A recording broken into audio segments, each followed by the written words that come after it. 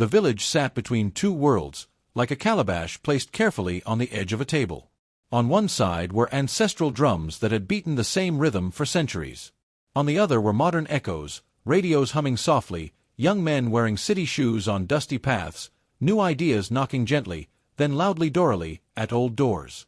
Mud houses stood beside cement walls, and sacred trees watched quietly as time tried to move faster than tradition allowed. The land remembered everything. Footsteps of ancestors still slept beneath the soil, and every sunrise felt like a question asked again. Who are we becoming? In this village, elders did not shout to be heard. Their voices were low, steady, and heavy with years. When they spoke, even the wind seemed to pause. They sat on woven mats beneath the old baobab, staffs resting across their knees like sleeping snakes. Children were taught early that silence before elders was not fear, it was respect. A raised eyebrow could end an argument. A long pause could feel sharper than punishment. Here, wisdom lived longer than strength, and age was not counted by wrinkles but by the stories one carried. Stories ruled the village. Names were not just sounds, they were shadows that followed people wherever they went. A good name opened doors before a person arrived. A bad one entered first and poisoned the air. Grandmothers told stories by the fire, repeating names like lessons carved into wood. "Do not walk like him," they would say. "Do not speak like her." Every action became a thread in a long cloth of memory, passed from mouth to ear, from generation to generation. Nothing truly disappeared. Because of this, no one lived only for themselves. A man's mistake could stain his brother. A woman's shame could lower her children's heads. When one person stumbled, the whole village felt the ground shake. Joy was shared like food, and disgrace spread just as quickly. Unity was not a choice, it was survival. There was one man whose name carried more weight than most. Mothers did not speak it loudly. Fathers mentioned it only when warning their sons. His name was used the way one uses fire, to scare away danger. He was known as the most troublesome man the village had raised. Where others brought calm, he brought noise. Where elders expected humility, he answered with laughter. At the fire circle, where disputes were settled and stories were shared, he interrupted with careless words. During sacred gatherings, he arrived late or not at all, and when he came, his presence felt like a stone dropped into still water. Once, an elder raised his staff and said, "Young man, remember where you stand." He only smiled and replied, "I stand where my feet take me." Gasps followed, and silence fell like night. Each act of defiance tightened the knot around his name. People shook their heads when he passed. Elders exchanged worried glances. The village did not yet know that this restless spirit, this walking warning, would soon face a moment that would bend his life, and theirs, toward a fate none of them could escape. Whenever children gathered near the cooking fires and asked innocent questions, mothers lowered their voices. If a child pointed and said, "Why does that man walk alone?" a mother would pull the child closer and whisper his name like a secret that should not travel far. "Do not be curious about him," they would say softly. "A restless spirit follows his path." At night, his story was used like a warning drumbeat.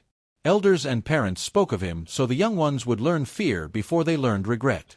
Yet behind that fear was a story few spoke of fully. He came from a home where laughter had left early. His father was a shadow who disappeared when responsibility knocked. His mother carried silence like a heavy load, too tired to ask questions, too broken to give comfort. Meals were eaten without words. Nights passed without guidance. In that house, love was scarce, and attention was a stranger. A child grew there, watched by walls but unseen by hearts. Pain lived with him before he learned its name. When he reached out, no one answered. When he failed, no one corrected him. Slowly, his heart learned a harsh lesson, that noise was better than silence, and trouble was better than being ignored. What began as sadness hardened into anger. He spoke back to elders not because he hated them, but because he wanted to be noticed. Each act of defiance was a cry shaped like rebellion. As the season of sacred drums approached, the village prepared with careful hands and cautious prayers. Women swept the paths clean. Men repaired the gathering ground. Drums were stretched and warmed, ready to call ancestors near. But beneath the preparation walked a quiet fear. Whispers followed the wind. People wondered if peace would survive the celebration. Under the baobab tree, elders sat closer than usual. One cleared his throat and said, "A single drop of oil can stain a full calabash." Another nodded slowly. They feared that one man, known for disorder, could bring shame to a moment meant for honor. No one said his name aloud, but everyone felt it resting between them. And in the hearts of the villagers lived a question no one dared to speak, not even to themselves. Could a man shaped by pain and known for destruction ever become something more? Or was a crooked tree forever bent? The drums waited for an answer. When the sun rose and painted the fields with gold, the village moved as one body. Men lifted hoes onto their shoulders, women tied cloth around their waists, and children carried water pots with pride. Communal labor was not just work, it was a promise that no one would eat alone. But that morning, while sweat already gathered on many brows, his hands remained empty. He leaned against a tree, arms folded, watching others bend to the soil. "Brother," a young farmer called gently, "the land waits for all of us." He smiled without warmth. "Let the land wait," he replied. "It has waited for generations." The hose struck the earth, but the sound felt broken. That was the first clear crack in the village's unity, and everyone felt it. As the hours passed, backs grew wet with sweat. Laughter rose and fell among those working, but it stopped whenever eyes turned toward the tree. Some shook their heads. Others muttered prayers under their breath. Children whispered, "Why is he not helping?" No one answered. His refusal became louder than words. The village learned to work around the space he left behind, like water flowing around a stone that refused to move. On sacred days, when drums called spirits close and joy filled the air, his presence brought unease. During festivals meant for gratitude, he arrived late, chewing sugarcane, stepping across sacred markings as if they were lines drawn by careless hands. Women paused their songs. Men tightened their jaws. The air lost its sweetness. "This day is not for such behavior," an elder warned once, tapping his staff on the ground. He shrugged. "The ancestors have strong ears. They can handle noise." That day, the drums sounded tired, as if even they were offended. There were moments meant for silence, times when words were dangerous and stillness was prayer. Yet he laughed in those moments, sharp and careless. At the fire circle, where disputes were settled, he interrupted elders with jokes. During cleansing rites, he whispered to friends and smirked. An elder finally stood and said, "Young man, silence is also wisdom." He replied loudly, "Then wisdom should speak more often." A heavy quiet fell. The patience of the elders, once deep as a well, began to show its bottom. They tried again and again, softly at first. "You walk too fast," one elder said. "Slow down." "You speak too loud," said another. "Listen." Each warning was given like a gift, wrapped in calm words. Each was returned unaccepted. His answers grew sharper, his voice louder, especially when others were watching. "Are you afraid of words?" he challenged once, standing before the elders. "Or afraid of change?" Gasps spread through the crowd. Authority was not shouted at in public. That day, respect cracked like dry wood. With every step he took away from tradition, he moved farther from people. Invitations stopped coming. Greetings grew shorter. Where once there had been open smiles, now there were careful glances. Trust, once freely given, became guarded. He ate alone more often, not because he wanted to, but because no one asked him to join. His family felt it most. At gatherings, his relatives lowered their eyes. His mother sat quietly, hands folded tightly in her lap. His younger brother avoided questions. When elders spoke of honor, the family name hung in the air like smoke. One evening, an aunt whispered to his mother, "We raised him under our roof, but he walks as if he belongs to no one." His mother said nothing. Tears gathered but did not fall. Shame is heavy when carried in silence. As night settled over the village, fires burned low and stories traveled from mouth to ear. His name moved among them, no longer with anger, but with sadness. The village had not yet given up on him, but it had begun to step back. And somewhere between the dark fields and the quiet homes, he walked alone, unaware that every path he chose was leading him toward a moment where the village, and fate itself, would demand an answer. The village knew that blood alone could not shield him. His family tried, quietly, with whispered words and careful gestures, but no amount of protection could repair what he had broken. Mothers lowered their hands when someone whispered his name in defense. Fathers shook their heads, sighing into the wind. Loyalty, once a shield, became helplessness, and every attempt to cover his missteps only revealed the fractures he had carved deeper than anyone dared admit. When the marriage songs began, the voices faltered at his name. Families withdrew their daughters, careful not to invite chaos into their homes. The sound of drums faded, replaced by uneasy murmurs. "We cannot promise peace where there is none," one father said. Mothers clasped their hands over their mouths. The villagers knew that the man's reputation had traveled faster than any invitation. Where he walked, silence fell on celebrations that should have been filled with joy. It was not strength he lacked. His arms were strong, his legs capable of running faster than the wind. Yet respect had abandoned him. Doors that once opened to him remained closed. Invitations to meals, to dances, to gatherings, all refused. Social rejection carved loneliness into his bones. Sitting alone, he felt the weight of eyes watching, judging, expecting him to fail. That weight hardened into resentment, and resentment became his companion. The circles where the village's future was decided now excluded him. Councils of elders, farmers, and mothers, once spaces where every voice mattered, turned their backs. He stood at the edge, watching important matters unfold without him. The rhythm of the village continued, but he could no longer strike a drum or lift a hoe that mattered. Decisions about planting, marriages, and celebrations went forward as if he did not exist. His voice, once loud with defiance, became a whisper unheard. When elders spoke, he heard only chains. Each word, each warning, each appeal to tradition rang as a chain around his wrists. He believed the old ways were tools of control, not guidance. "Why should I bow to words that bind me?" he muttered. Anger built in him, slow and deep, growing with every ritual ignored, every instruction defied. Authority, in his eyes, became a cage, and he sought freedom in rebellion. The elders, with their staffs and long robes of wisdom, saw the world differently. To them, old ways were the rope holding the village together. Every ceremony, every rule, every moment of respect maintained the delicate balance that kept life from tipping into chaos. One man's defiance could unravel the cloth woven over generations. "Disobedience invites disaster," one elder said firmly.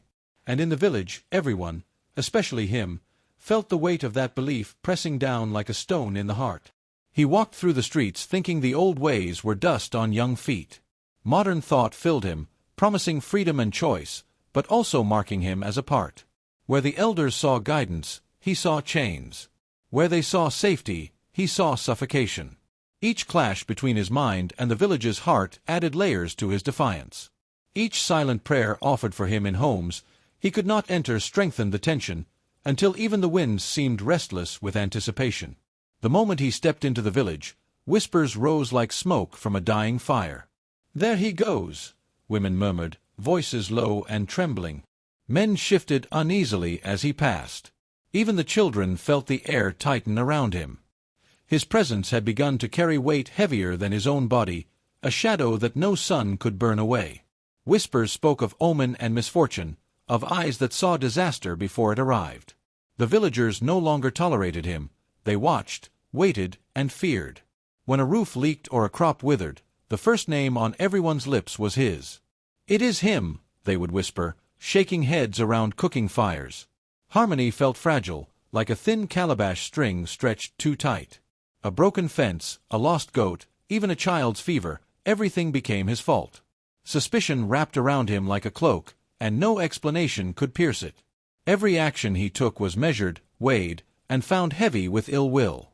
At night, quiet prayers rose from homes. "May he leave," mothers whispered. "Or may he be stopped," elders muttered under breath. Mercy began to fade from their hearts. What once might have been patience now felt like weakness. Families prayed not for understanding, but for the village's safety. Their voices were small but urgent, carrying hopes and fears into the winds that stirred the trees. Fate, as if listening, paused and watched. The village, turning slowly against him, felt the tension of inevitability.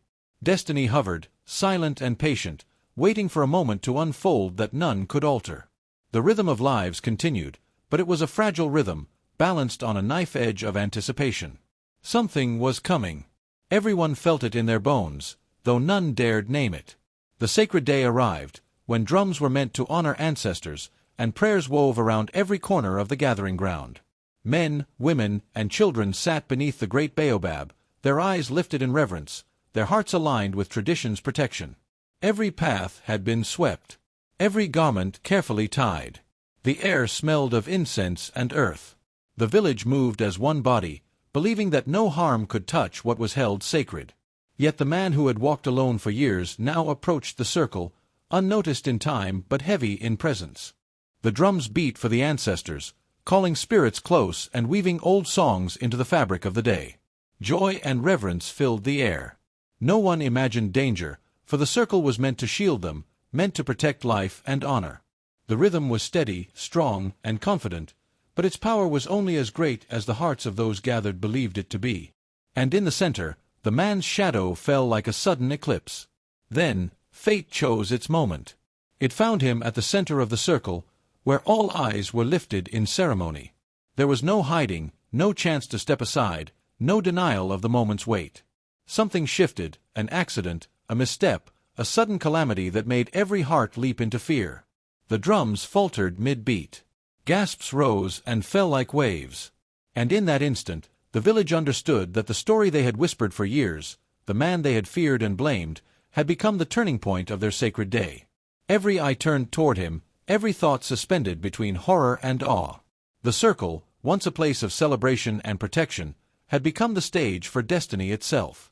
And in the silence that followed, only one question remained. Could a man known for chaos ever rise above it, or had fate finally bound him to the shadow he had long carried? The laughter that once followed him like a shadow vanished in an instant. His usual arrogance, the swagger in his step and the smirk on his lips, collapsed under the weight of what had happened. For the first time, the man who mocked tradition, defied elders, and laughed at warnings felt the cold, raw grip of shock. Words failed him. The wind seemed louder than his voice, and even the sun seemed hesitant, as if it had paused to watch what would come next. Pride, once his constant companion, had no place to stand. His body trembled. Muscles that had carried him through fights, dances, and escapes now betrayed him. Strength, which had always made him untouchable in the eyes of others, failed him completely. He had faced storms, arguments, and ridicule without fear, but now he was powerless. His arms hung by his sides, useless. His legs shook like young saplings in wind. And the spirit that had always hidden behind bravado now felt exposed, raw, and fragile. Even the air seemed heavy, pressing down, reminding him that courage alone could not shield him.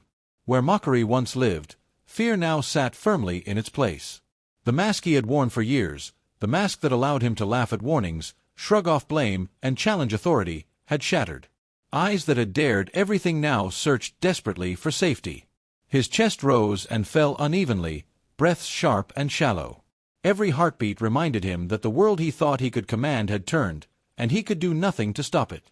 The village watched, caught between memory and mercy. Mothers and fathers, elders and young men, hesitated. Could they intervene? Should they? Years of past grievances, broken trust, and shared pain influenced every choice. Some remembered the trouble he had caused. Some recalled the shame his name had brought. And yet, they also felt the tension of a life hanging in balance before them. No one moved quickly. No one acted recklessly. The moral weight of the moment pressed on all of them. Silence fell heavier than any judgment. There were no cries, no hurried steps, no rescue. Only the pause of waiting, of seeing how fate would unfold. The drums of the sacred day, meant for celebration, now seemed distant and muted, as if even they respected the gravity of the moment. Each second stretched like a rope pulled taut, every heart in the village held tight by the tension of knowing that this instant could change everything. Alone among the many, he met himself at last. In the midst of faces full of fear, anger, and sorrow, he could no longer hide behind jokes or defiance. Loneliness, previously ignored, now enveloped him. For the first time, he truly faced the reflection of his choices. The pain he had carried and inflicted, the rebellion and contempt, all rose to meet him. And in that silence, with no one stepping forward yet, he felt a truth older than the village itself.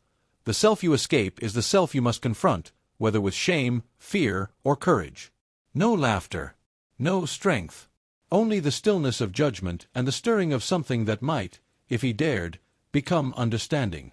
The weight of every broken rule pressed down upon him like the rains that flatten the tall grasses. Each misstep, each insult to elders, each defiance of the village's rhythm converged at that moment. He felt them all, the whispers, the warnings, the silent judgments he had ignored for so long. For the first time, responsibility was not a word spoken by others. It pressed against his chest, firm and inescapable. He could no longer hide behind arrogance or laughter.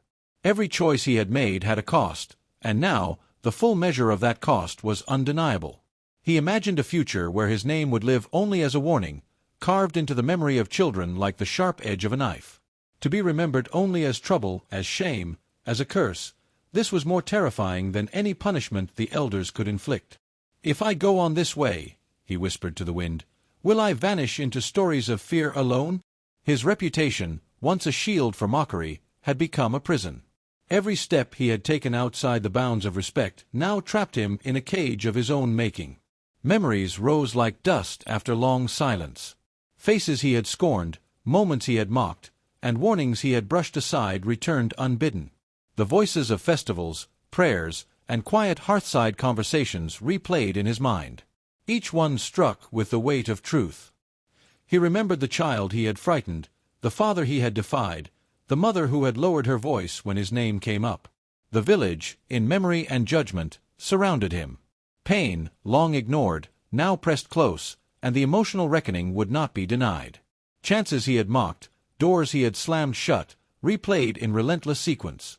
Invitations to join ceremonies, opportunities to learn, gestures of reconciliation, all refused or ridiculed, now rose before him like a tribunal of ghosts. Regret replaced arrogance, filling him with a hollowness that no strength could fill. "What have I done?" he whispered, voice cracking. Every echo of laughter he had once used to mask defiance now rang hollow in his own ears. The voices of elders he had refused to hear spoke within him now, clear and unrelenting. "Listen," one said in the silence, "for these words are not chains but guideposts." The wisdom he had ignored returned in a voice louder than any drum. He could no longer pretend that knowledge came only from strength or stubbornness. Guidance had always been offered, only pride had kept him from seeing it. The sky darkened though the sun still lived, a shadow crawling over the land, as if nature itself mirrored the collapse within him. Even the birds seemed to hush. Clouds gathered, heavy and silent, and the wind stilled. He felt the universe lean close, pressing him to confront what he had become. The sun, still shining, seemed distant, powerless to illuminate the path he had refused to walk. Darkness and light existed together, marking the space between what was and what could be. Silence became louder than drums ever were. No song of celebration, no ritual chant, no clatter of footsteps could break it. The sacred stillness of the village spoke its moral truth, and he could not flee. Every heartbeat echoed like a drum of judgment. The world, held in pause, demanded reflection. Even the wind carried no mercy, only a quiet insistence that he reckon with himself. When fate spoke without a voice, he felt it in the hollow of his chest. No words, no warnings, no drums, only the undeniable presence of destiny. It drew him forward, compelling recognition of all he had ignored. "This is the end of what I was," he whispered to himself. The feeling was neither cruel nor kind. It simply was, as inevitable as the turning of seasons. And then, the man the village had feared died, not in flesh, but in the self he had worn so long. Pride, defiance, and mockery collapsed into dust. In the quiet aftermath, there was space to breathe, to see, to change. The villagers watched, sensing that something had shifted, though none yet knew how to name it. The shadow of fear that had clung to his name loosened, making room for a new beginning. Something, perhaps redemption, perhaps understanding, had begun to stir in the place where the old man had fallen. The village could no longer pretend not to see him. Whispers that had once skirted the edges of gathering spaces now swelled into a chorus of acknowledgment. Mothers held their children closer, and fathers straightened in their seats as the truth of his presence could no longer be denied. The air felt heavy, thick with the weight of what everyone had known but avoided naming. "This is the moment," an elder muttered, voice low yet carrying like a drumbeat. "We face it, or we let shame fester." Elders rose from their mats, slow but deliberate, each movement heavy with the authority of generations. Their eyes, sharp and unyielding, swept across the square, measuring, judging, and recalling every past transgression. Their hands, once gentle in blessing, now held the weight of tradition, of centuries of wisdom that demanded accountability. One of the eldest, his back bent but spirit unbowed, spoke in a voice that trembled yet commanded, "We have watched. We have spoken. Now the village sees what must be faced." All eyes followed him like judgment without words. No whisper could escape the scrutiny of the gathered crowd. Every twitch of muscle, every step taken, became a verdict written in the unspoken ledger of the village. Even the young children, normally distracted by playful chatter, stopped and stared. "Why does he not bow?" a girl whispered. "Why does he not speak?" Every glance weighed heavier than any spoken sentence. He moved slowly, aware of every heartbeat that tracked him, every gaze that seemed to pierce the armor of arrogance he had once worn like a second skin. He stood at the center of a life balanced between the path out and the path back. Exile stretched like a dusty road toward an uncertain horizon. Forgiveness hovered like a door cracked ajar, fragile and untested. Total rejection lingered closer, a shadow that threatened to consume even the smallest spark of belonging. The air was thick with the tension of choice, though not his alone. The village, too, was at a crossroads, uncertain whether to open their arms or close the circle forever. Exile loomed first, a road where names are forgotten. He imagined himself walking that path, feeling the hollow ache of a home lost, the sting of being erased from memory. "To leave is to vanish," he murmured, voice tight. "To be gone, and remembered only as the one who could not stay." The shame of banishment pressed down like stones, and even the wind seemed to whisper his absence in mournful sighs. Forgiveness offered a door rarely opened for the defiant. The possibility glimmered in the eyes of one elder, tempered by years of caution. "Trust is not given to the reckless," she said softly, though all could hear. "It must be earned in the quiet, in humility, in proof of change." The fragile hope of mercy felt like a leaf on a stormy river, ready to drift or sink depending on his actions. Rejection, however, loomed darker than exile. To remain yet never belong, to sit among faces that would never fully accept him, was a punishment crueler than any road or distance. It was the life of a ghost walking in daylight, present yet unseen, part of the village yet forever apart. He shivered at the thought, understanding for the first time the weight of alienation made by his own hands. And so, the man who once fought authority, who had laughed in the face of elders and mocked every law, lowered his head. Pride gave way to humility, even if only slightly. The pressure of the village, the gaze of the ancestors, the silence louder than any drumbeat, all pressed upon him until defiance no longer felt like an option. He exhaled slowly, a breath that carried both surrender and the first stirring of understanding. Perhaps, just perhaps, change could begin here, in the center of the circle, with all eyes upon him, and with the world waiting to see what he would do next. The man stood still, head bowed slightly, hands folded before him. Where once there had been mockery, laughter, and defiance, now there was silence. Even the wind seemed to hush itself, as if nature itself had learned to respect the quiet that had replaced his chaos. He did not speak. He did not try to charm or excuse. Instead, he listened. Every word the elders spoke sank deep into him, and every glance from the villagers pressed upon him like the weight of ancestral judgment. His silence spoke louder than any apology ever could. The villagers noticed what they had never expected to see. Whispers fluttered across the square. "Is this the same man?" asked a young mother, clutching her child. "Could it truly be him?" The men exchanged uncertain glances, their brows furrowed in disbelief. Women paused in the market, baskets halfway to their heads, staring. The labels that had clung to him for years, troublemaker, disgrace, chaos, began to crack, tiny fissures forming under the heat of the moment. Even children tilted their heads, uncertain whether to fear or wonder. The elders spoke then, their voices steady but commanding. "He will not prove himself in words," said the oldest among them, cane tapping against the packed earth. A test must be placed where excuses will find no refuge. They assigned a task both moral and physical, a challenge that would push him to his limits, where strength alone would not suffice. The man's eyes, once bright with irreverence, now reflected the seriousness of the moment. He nodded, understanding without question that this was no longer a game. The task demanded patience instead of brute strength, humility instead of cunning. It required restraint, careful observation, and respect for every custom he had once mocked. The villagers whispered as he approached the sacred grove, the place where the test would unfold. "Watch him," muttered one elder.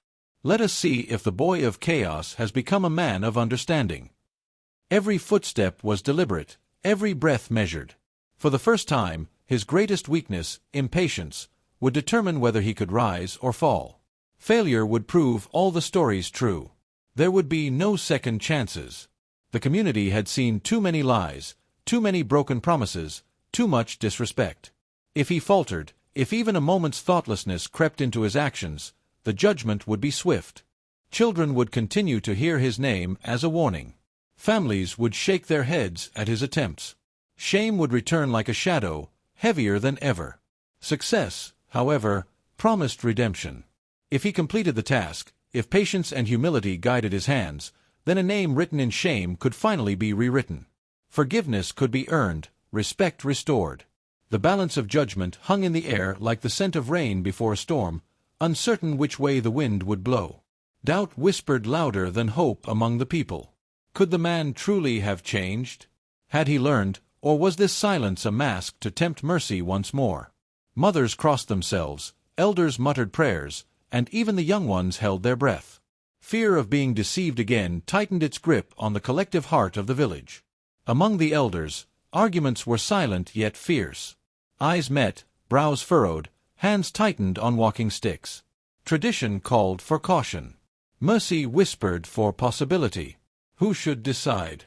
Law or compassion? Judgment or hope? Every choice carried weight, and every decision would shape not only his fate but the soul of the village itself. His family watched from the edge of the gathering, faces tight with conflicting emotions. No tears fell. No words were spoken. Shame lingered like a bitter smoke, hope glimmered faintly in their eyes, and fear pressed down on their hearts. They had carried the burden of his reputation, the ripple of his defiance, and now they bore witness to the first sign that something, perhaps, could be different. The air trembled with expectation, and in that silence, the man prepared to meet the challenge that would decide whether he remained a shadow of disgrace or stepped into the light of redemption. The air hung heavy, as if the sky itself paused to watch. Every eye in the village was fixed on him, the man who had once been a storm, a shadow, a warning. Time slowed, the drums had stopped their beating, the wind seemed to hold its breath, and even the birds whispered in silence. The task was over, yet judgment lingered like a thick fog, waiting to descend with the weight of generations. No one moved. No one spoke. Hearts thumped in unison, aware that this moment would mark a life, a family, and the village itself. He stood where excuses could no longer find refuge, shoulders squared, chin lifted, yet eyes reflective. Not a word escaped him, not a plea, not a protest. He had walked through the fire of patience, humility, and endurance, and now he bore the lessons etched upon him by struggle alone. "I have done what was asked," he said softly, though the voice seemed more for himself than the crowd. "The rest lies in your hands, as it always should." Pain had carved the lesson deeper than shame ever could. Every ache in his body, every pang in his heart, whispered the cost of growth.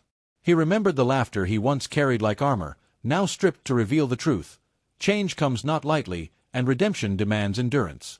He had learned what no warning, no scolding, no whispered fear could teach him. Growth had been measured in sweat, humility, and the quiet acceptance of his own frailty. Redemption proved itself not in speeches, nor in words flung to the wind. It came through action, through deeds that could be seen and felt. The elders watched as he moved with care, tending to the responsibilities he had once mocked, honoring traditions he had once defied. Slowly, piece by piece, the village measured the man, and for the first time, saw the weight of effort outweigh the shadow of his past.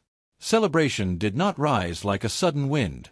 There was no instant joy, no laughter spilling through the streets. The village had learned to be cautious. Healing was delicate. It required patience, the slow tending of wounds that had festered through years of defiance.